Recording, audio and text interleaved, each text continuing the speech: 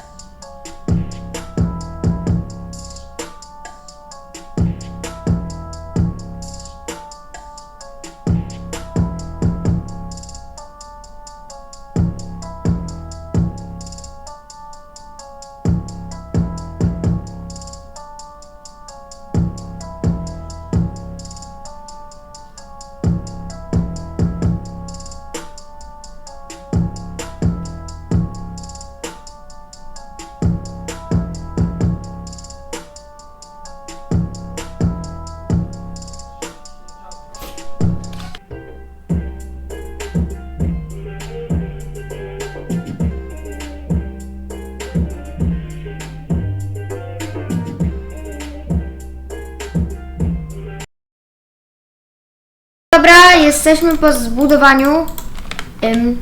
Ogólnie zbudowaliśmy to 45 minut. Trwał sam timelapse, nie wiem ile będzie trwał, ale budowaliśmy 45 minut.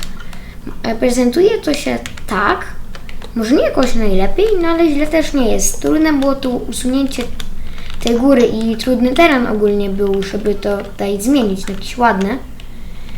No bo górkę całą trzeba było usunąć i zmienić ją na inną. Na dole mamy biblioteczki, trochę nudno, to by było można jeszcze poprawić. I niżej mamy skarbiec. Tu mamy kuszące wejście, w którym nie wiadomo co jest. Tu mamy malinki. Tak, bo tu nie mieliśmy w sumie co dać, trochę tu jak gdyby daliśmy ozdób, bo było tak nieciekawie, nudno. Tutaj jest tajne przejście do kuszącego miejsca, w którym nic tak naprawdę nie ma, więc no. Tak to wygląda. No i wszystko jest tu oświetlone, a to wszystko za pomocą